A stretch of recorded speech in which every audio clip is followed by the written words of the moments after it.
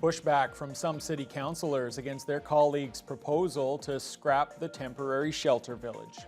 Good evening, I'm Ryan Benazzo alongside Haley Perreault. Thank you for joining us. The issue won't come up for debate for 2 more weeks, but other council members are already reacting to Councillor Rajni Agarwal's motion.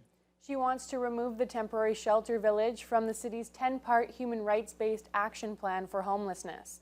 Agarwal's notice of motion was presented during last night's city council meeting. Jessica Clement has the story. To remove the village from our 10-point plan for the homeless strategy that we have. And the reason I'm bringing that forward is due to the fact that the federal government has come up with a very generous $13 billion homeless and housing program. On Monday, Rajni Agarwal spoke with TBT News, saying the city should focus more on permanent housing rather than temporary solutions. She notes it would be a better move to apply for that huge pot of federal funding and thinks the city could get around $60 million. However, McKellar Ward Councillor Brian Hamilton says there's no guarantees the city will receive any of that funding at this time. It's actually not an option. It's not even on the table. What is on the table right now is the crisis on our doorstep.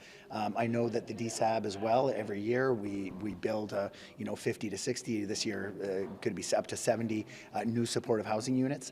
It's simply not enough. The demand is there, but we also need to get through this next 4 to 5 years. If that federal funding does materialize, it's going to be years in the making before we actually bring new units online. At-large councillor Shelby Chung thinks the city can do both things, have a temporary solution and also work towards a permanent solution. We need all hands on deck. We need to have all solutions on the table and not just pick one thing to reach for. And it's absolutely admirable to get full-time permanent housing, but that's 5 years out, and we can't wait that long.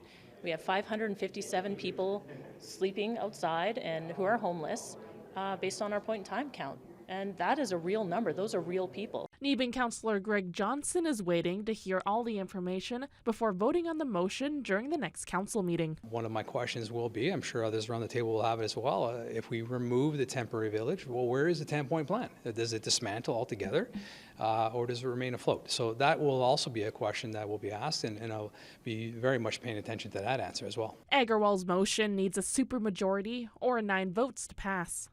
Chung says she has some idea how the vote will turn out. I'd be interested to see if there is a seconder, because there needs to be a seconder to get it on the table. If there's no seconder, vote doesn't happen.